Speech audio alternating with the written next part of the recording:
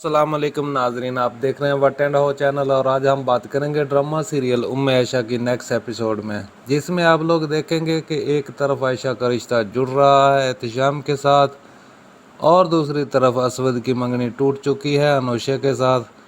वो इसलिए क्योंकि उसने बदतमीज़ी की यास्मीन के साथ, जो कि बर्दाश्त न हुई असवद से, और हो गया है इनका रिश्ता ख़त्म। देखेंगे आप कि किस तरह से एहतशाम आयशा से कहता है कि मैं तुमसे शादी के लिए रज़ामंद हूँ, मुझे मेरी अम्मी ने फ़ोर्स किया है कि मैं तुमसे शादी करूँ। अब ऐसा भी नहीं है कि मैं ज़बरदस्ती तुमसे शादी कर रहा हूँ, लेकिन मैं तुमसे शादी के लिए तैयार हूँ, तो इसलिए मैं कोशिश करूँगा कि मैं तुम्हारा एक बेहतरीन हमसफ़र बन सकूँ। दूसरी तरफ अनोशे पूरी तरह से बदतमीज़ी करती है अपने ताया जान के साथ। शकील कहता है कि तुम्हारी ये किस तरह की ज़बान है कि तुम किस तरह से बात कर रही हो, ज़बान नीची रख के बात करो। कहती है अनोशे कि आप सब लोग पागल हैं, वैसे भी आपकी जो ये बीवी यास्मीन मेरी ताई जान बनी फिरती है, इसको तो किसी मेंटल हॉस्पिटल में होना चाहिए। इसे किसी साइकेट्रिस्ट की ज़रूरत है। जिसे देखो मेरे पे ये सवार रहती है। अनोशे ये मत करो, अनोशे वो मत करो, ज़िंदगी जीना हराम करके रख दिया है यास्मीन। ये सब कुछ देखकर बहुत परेशान हो जाती है।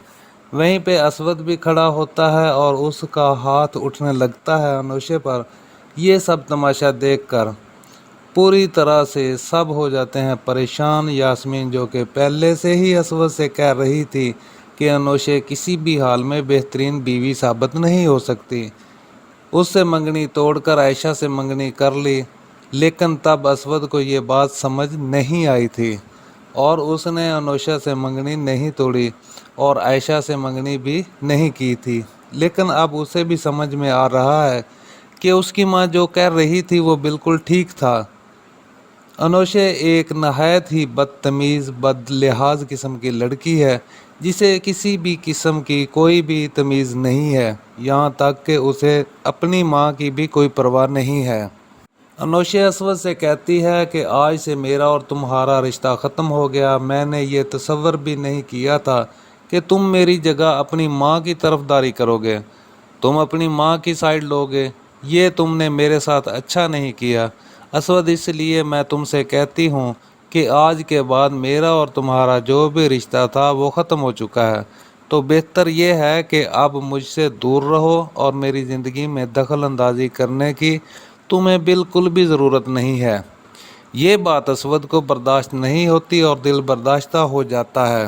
पहले तो परेशान होता है कि क्या करे, फिर सोचता है कि खुदकशी ही कर ली जाए तो बेहतर है।